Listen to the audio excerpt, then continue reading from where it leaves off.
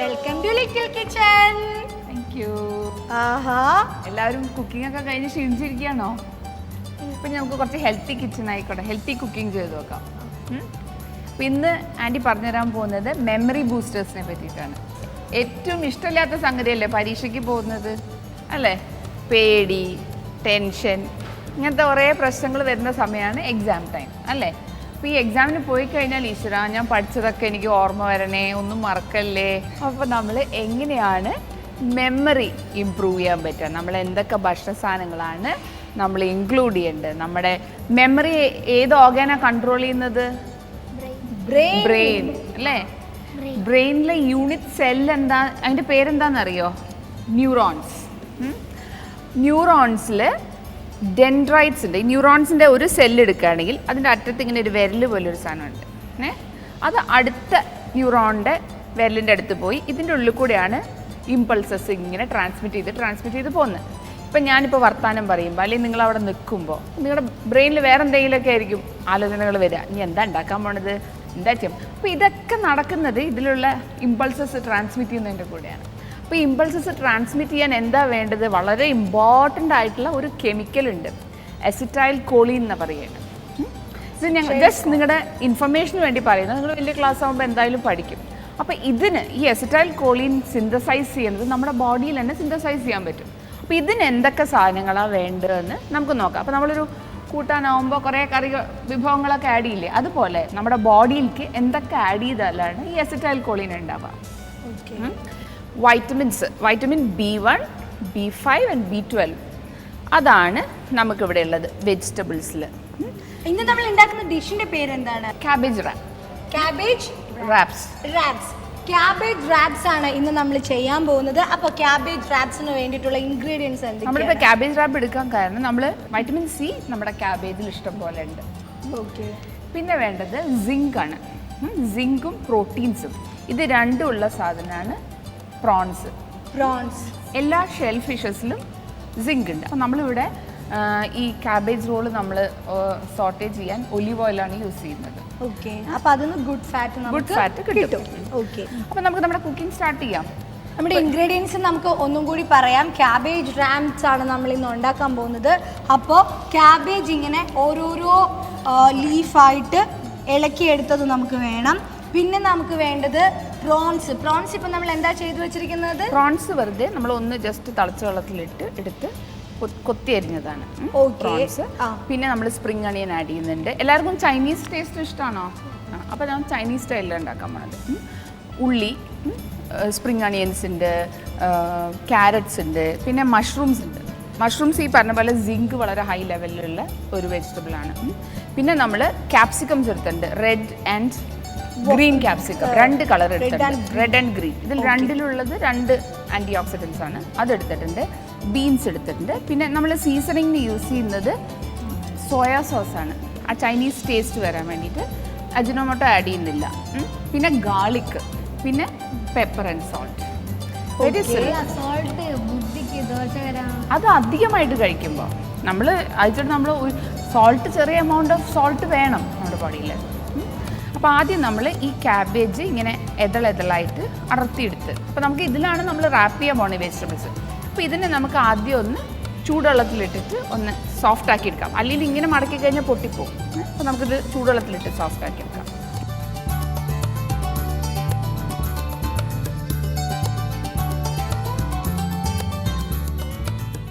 അപ്പോൾ എല്ലാം വാടി കഴിഞ്ഞിട്ടുണ്ട് നന്നായിട്ട്. ഇനി ഇത് മാറ്റാം. അപ്പോൾ ക്യാബേജ് റാപ്സിന് വേണ്ടിയിട്ടുള്ള ഇൻഗ്രീഡിയൻസ് ഒന്നും കൂടി പറയാം. ക്യാബേജ് ഇങ്ങനെ ഓരോരോ ലീഫായിട്ട് അടർത്തിയെടുത്ത് ചൂടുവെള്ളത്തിലിട്ട് വേവിച്ച് വെച്ചിട്ടുണ്ട്, കുറച്ച് മതിയാവും. പിന്നെ നമുക്ക് വേണ്ടത് സ്പ്രിംഗ് അണിയൻ ആണ്. പിന്നെ നമുക്ക് സവോള നന്നായിട്ട് ചോപ്പ് ചെയ്തത്, ഗ്രേറ്റ് ചെയ്ത ക്യാരറ്റ്, പുഴുങ്ങി പൊടിച്ച പിന്നെന്താണ് പ്രോൺസ്, കൊഞ്ച്. അപ്പോൾ നമ്മൾ ഇന്ന് ഒലിവ് ഓയിലാണ് കുക്ക് ചെയ്യാനായിട്ട് ഉപയോഗിക്കുന്നത്, അല്ലേ? ഓക്കെ, ഒലിവ് ഓയിലാണ് ഞാൻ ഇട്ടിരിക്കുന്നത്. ഓക്കെ, അപ്പോൾ ആദ്യം ഗാർലിക് ഇടാം. ഓക്കെ, ഒരു പാൻ അടുപ്പത്ത് വെച്ചിട്ട് അതിലേക്ക് നമ്മൾ ഗാർലിക് ഇടുവാണ്, വെളുത്തുള്ളി ഇടുവാണ്,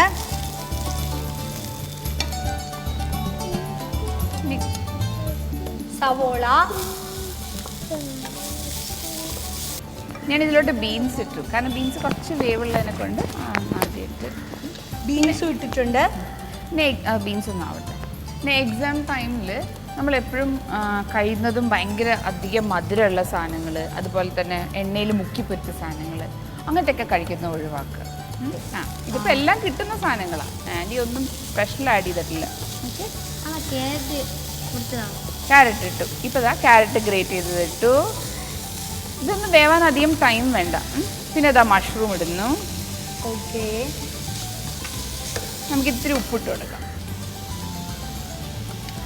അതൊന്ന് കുക്കായി വരുമ്പോഴത്തേക്ക് നമ്മൾ എടുത്ത് വെച്ചിരിക്കുന്ന, അതായത് നമ്മൾ ഓൾറെഡി ചൂടുവെള്ളത്തിലിട്ടൊന്ന് ജസ്റ്റ് ഒന്ന് പുഴുങ്ങി ചെറുതായിട്ട് മുറിച്ച് വെച്ചിരിക്കുന്ന പ്രോൺസ് ആണ്, കൊഞ്ചാണ്. പ്രോൺസിൽ എന്തായിരുന്നു ഉള്ളത്?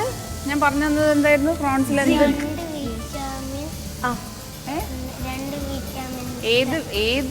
ഏതാ ഉള്ളത്?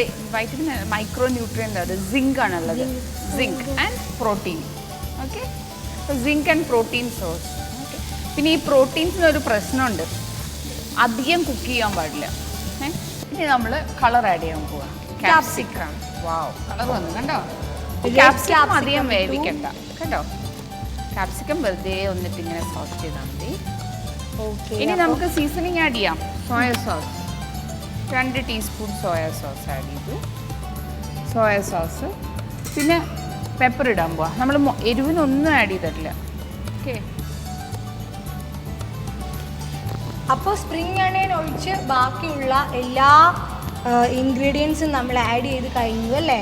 ഒരു ഫ്രൈഡ് റൈസിൻ്റെ ഒക്കെ മണം വരുന്നുണ്ടോ അല്ലേ? കഴിഞ്ഞു, കുക്കിംഗ് കഴിഞ്ഞു. ഇനി അവസാനം ആഡ് ചെയ്യാൻ പോകുന്നത് സ്പ്രിംഗ് അണിയനാണ്. ഓക്കെ, സ്പ്രിംഗ് അണിയൻ ഒരു 2 table spoon spring onion add ചെയ്യാം.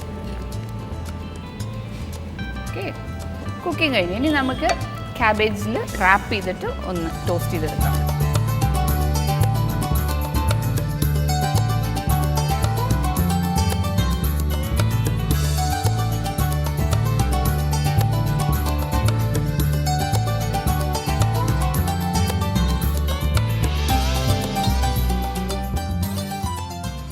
ഓക്കെ, നമ്മൾ മറ്റൊരു പാൻ അടുപ്പത്തേക്ക് വെച്ചിരിക്കുകയാണ്. അതിലേക്ക് നമ്മൾ കുറച്ച് ഒലിവ് ഓയിൽ ഒഴിക്കാം. ചൂടായി. ഇനി ഇതിടാൻ പോവാം.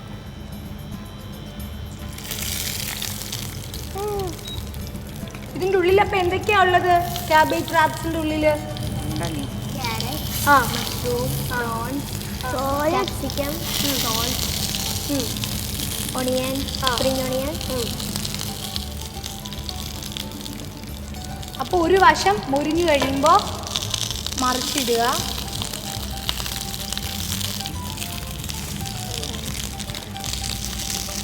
ഇത്രയേ ഉള്ളൂ, ആയി കഴിഞ്ഞു. ഒരുപാട് കുക്ക് ചെയ്യേണ്ട ആവശ്യമില്ല. അപ്പം നമുക്ക് ഇതിലോട്ട് മാറ്റാം.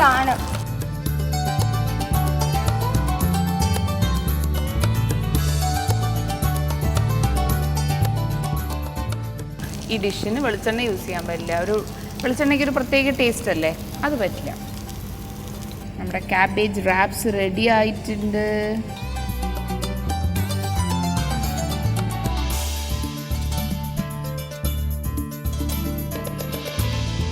ക്യാബേജ് റാപ്പ് ട്രൈ ചെയ്യാം, ടേസ്റ്റ് ചെയ്യാം അല്ലേ?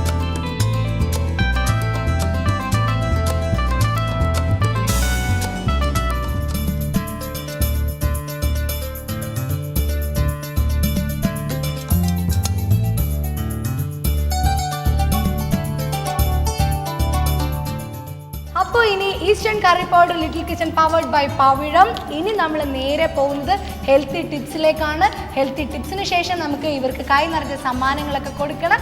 അപ്പോൾ ഹെൽത്തി ടിപ്സ് കണ്ടിട്ട് വേഗം തന്നെ തിരിച്ചു വരാം. ബ്രെയിൻ സെൽസിലുള്ള ഡെൻഡ്രൈറ്റ്സിലൂടെയാണ് നമ്മുടെ എല്ലാ ഇമ്പൾസസും കണ്ടക്ട് ചെയ്യുന്നത്. ഈ ഇമ്പൾസസ് കണ്ടക്ട് ചെയ്യണമെന്നുണ്ടെങ്കിൽ വളരെ ഇമ്പോർട്ടൻ്റ് ആയിട്ടുള്ളൊരു കെമിക്കൽ ആവശ്യമാണ്. അതിൻ്റെ പേരാണ് അസറ്റൈൽ കോളിൻ. ഈ അസറ്റൈൽ കോളിൻ നമ്മുടെ ബോഡിയിൽ തന്നെ സിന്തസൈസ് ചെയ്യാണ്. ഇപ്പം നമ്മൾ എന്ത് കറി ഉണ്ടാക്കുമ്പോഴും അതിന് ഉള്ളി വേണം, വെളുത്തുള്ളി വേണം, ഇഞ്ചി വേണം, പച്ചമുളക് വേണം എന്നൊക്കെ പറയുന്ന പോലെ ഈ അസറ്റൈൽ കോളിൻ്റെ സിന്തസിസിനും ഇതുപോലെ ഒരുപാട് ഘടകങ്ങൾ ആവശ്യമുണ്ട്.